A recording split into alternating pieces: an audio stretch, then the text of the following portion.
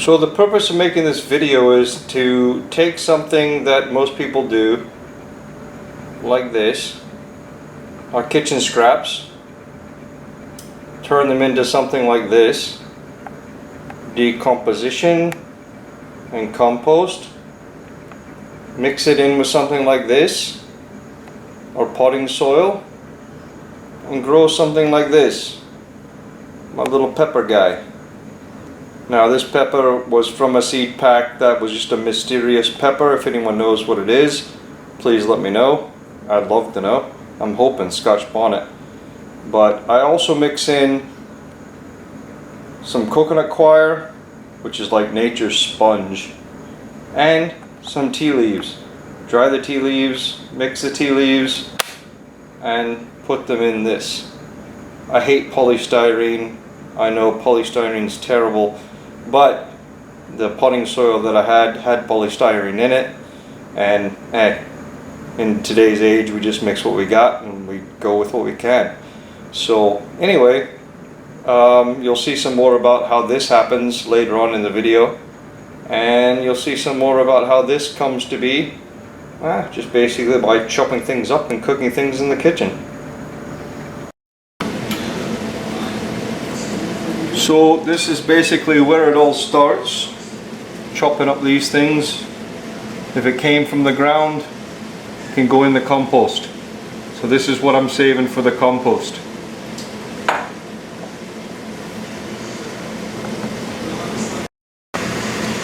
Also, in regards to this stuff here, everyone always asks, what can I put in compost? Can I put citrus in compost? Can I put coffee grounds in compost? Can I put bread in compost?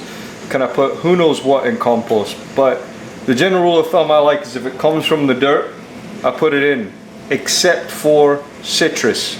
Citrus I might throw a rind in every now and then, but absolutely no meat, absolutely nothing else, just pretty much all veg minus the citrus.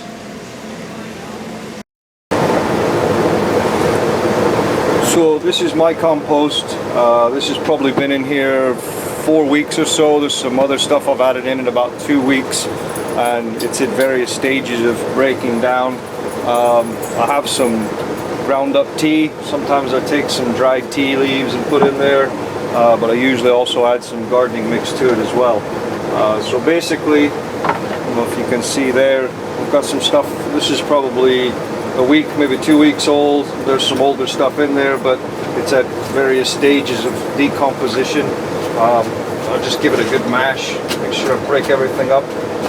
You can also do this in your kitchen, breaking up things as small as you can. The smaller they go, the faster they'll break down. And yeah, I just kind of throw anything that's organic in here. I think there's a corn cob in there. I don't usually put corn cobs in, but what the heck.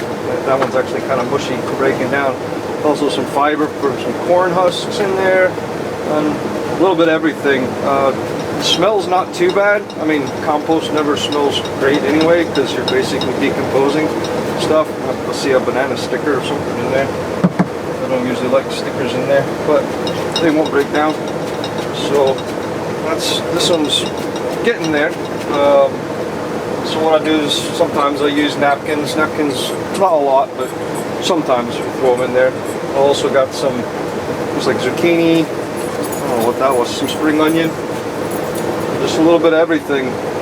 We go through a lot of onions here, so onions and garlic usually end up in there. But I do that normally. Just mix some topsoil on top of it. Give it a good chop up again.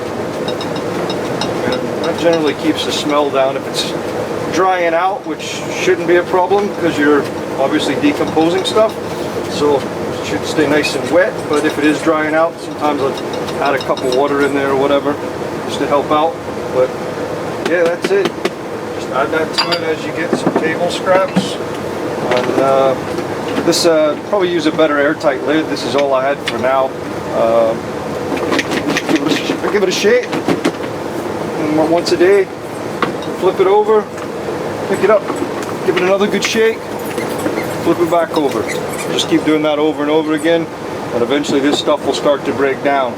And we'll go into that on the next video, what to do as that breaks down.